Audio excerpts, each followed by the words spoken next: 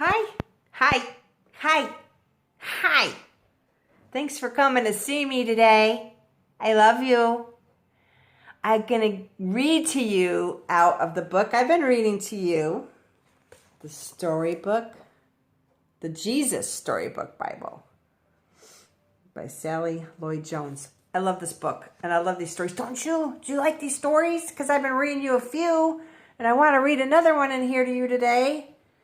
This is the next one. It's the next one in the book called A Giant Staircase to Heaven. Can you see all the people? Noah and his family lived in the land, and his children had children, and those children had more children. And then those children had even more. Well, you get the picture. Until there were lots of people on earth once more. Now, back then, everyone spoke exactly the same language, so you don't need to learn Swahili or Japanese or anything because you could say hello to anyone, and they knew what you meant. One day, everyone was talking, and they came up with an idea. Let's build ourselves a beautiful city to live in. It can be our home, and we'll be safe forever and ever. And then they had another idea, and let's build a really tall tower to reach up to heaven.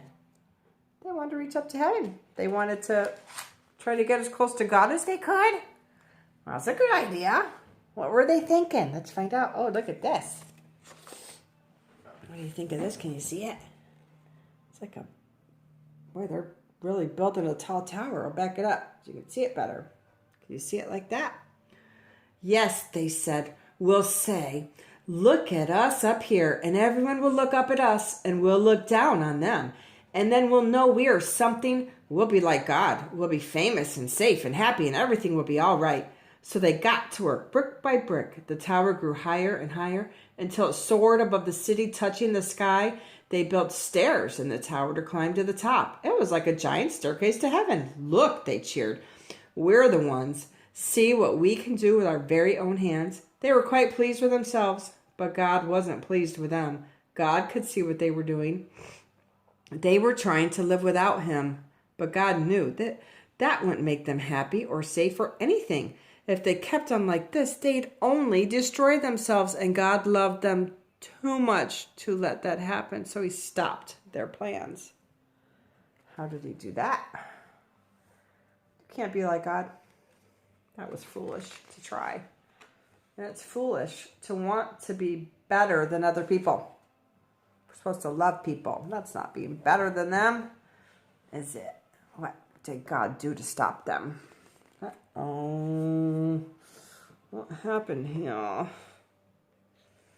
One morning they went to work as usual, but everything was different. Their words were all new and funny. You see, God had given each person a completely different language.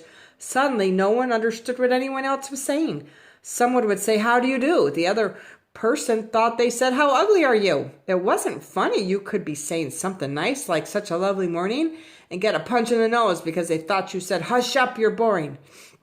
You couldn't even say pardon to check if you'd heard right because no one understood that word either. It wasn't easy to work together after that. As you can only imagine, people were always quarreling and fighting and getting in dreadful muddle and becoming grumpier and grumpier until at last they were all too cross to keep on building and just had to stop. So God made them talk in a different language. That's pretty cool what he can do, make you speak different language. He wanted to help them. He was trying to help them, right? After that, people scattered all over the world, which is how we ended up with so many different languages to this day. You see, God knew however high they reached, however hard they tried, people could never get back to heaven by themselves.